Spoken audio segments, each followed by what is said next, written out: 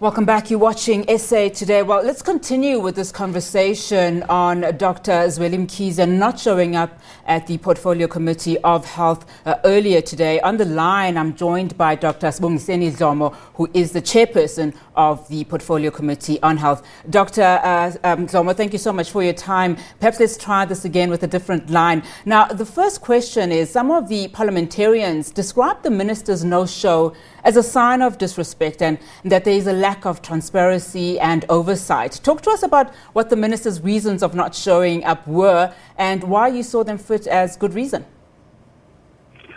I had a telephonic discussion with Dr Mkhize last night, and I got to hear that there has been actually a legal opinion that it is not advisable just for now for him to join the Portfolio Committee on this digital vibes investigation, because there are certain allegations that are actually then throwing his name into the picture.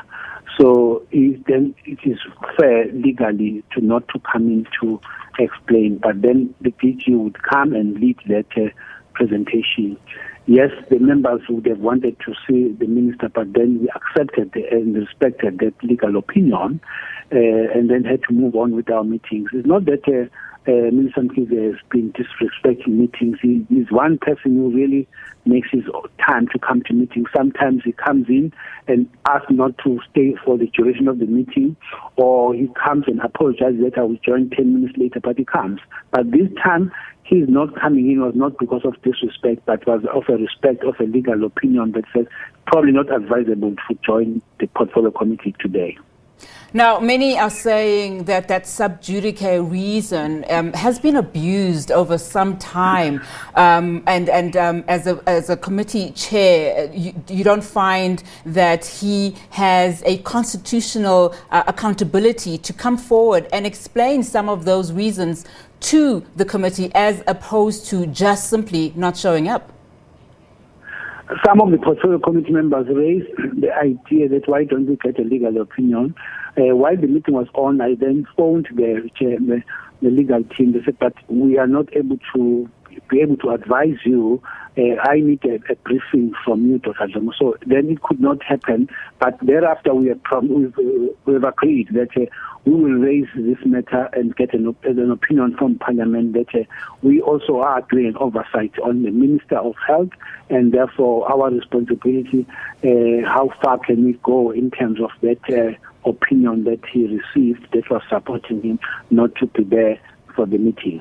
But the Portfolio Committee did continue because the DG did join us, and he took us to some other issues, of course with a limited arrangement again, because of him also implicated by the charge that was laid by the Democratic Alliance in Cape Town yesterday, which then makes everything to be limited into how much can he also talk about this matter until and unless there has been that matter that is also being cleared up.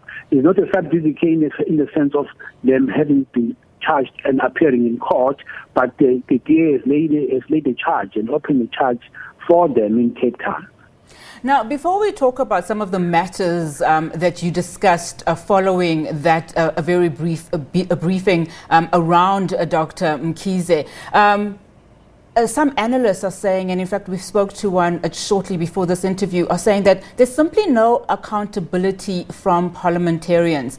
As a chair of the Portfolio Committee on Health, what are some of your concerns? And how speedily do you want them to be addressed? I know that you have alluded to the fact that you are waiting to hear from your legal counsel as to how you should treat the sub judice matter. But as it is, as a country, we are in the middle of a pandemic, we are going to the third wave, and matters need to be handled as far as the Department of Health is concerned. The process in the Portfolio Committee shouldn't stop the operations of the Department of Health. It shouldn't.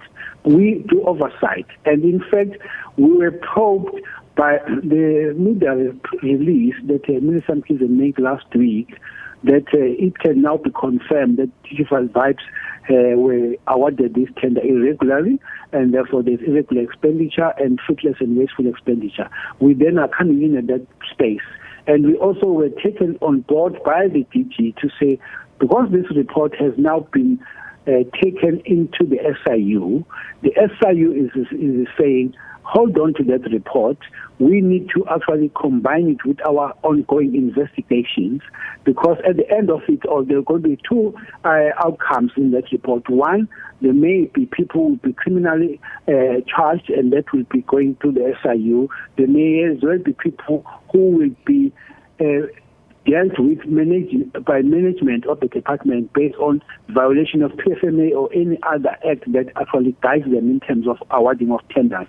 And that process, the DG is concerning, and I ask, as we are closing the meeting, assuring me that as soon as they have been cleared on that report by SIU, that report will be shared with us, and we then will take the process from there as a portfolio committee once the report officially is given to us.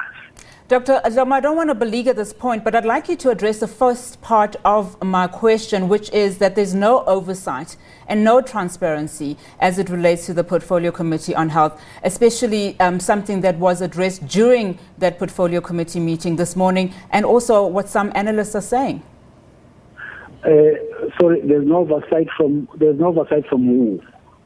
That there's no oversight from the Portfolio Committee on Health, that something should have actually pressed you to make sure that that report at the very least is addressed by the DG of Health, who also did not touch on it. That is the view you hold. I may not share that view, but then you are entitled to it. I have explained exactly how things have gone on our side, and that is how some of the members were satisfied and some of the members were not satisfied. So that those actually does show that there are different views. Of course, I can confirm that there was no unanimity by the honourable members together in this regard, because they had different views. Of course, coming in from different political parties. So there is that view you are holding, and other people would have a different view on the matter. Now, as far as whether there is oversight or not. As far as the legal counsel and opinion that you are waiting for, in as far as the sub judice matter that Dr. Zweli Mkhize has brought forward, talk to us about what the next steps are then for the committee. I've actually said a bit of that as soon as the Director General has actually been officially handed over the report by the SIU, that it can now hand over to us. We will convene as a portfolio committee and deal with the report. I have not had a chance to brief our legal team in Parliament as to this, because after that meeting we have started. Right now we are in the middle of a parliamentary sitting, actually passing the budget votes of all departments. So we will find time next week to brief the legal team of the Parliament, then we will come back to us. But that process is not stopped in terms of saying to the DG, as soon as the report comes to you, give it to us. We also want to do it and help those. Of course, in that report, we have made reference of certain irregularities that we must also be appraised of. Dr. Sibongiseni Dhlomo, thank you so much for your time and for coming to us this afternoon. We really do appreciate it.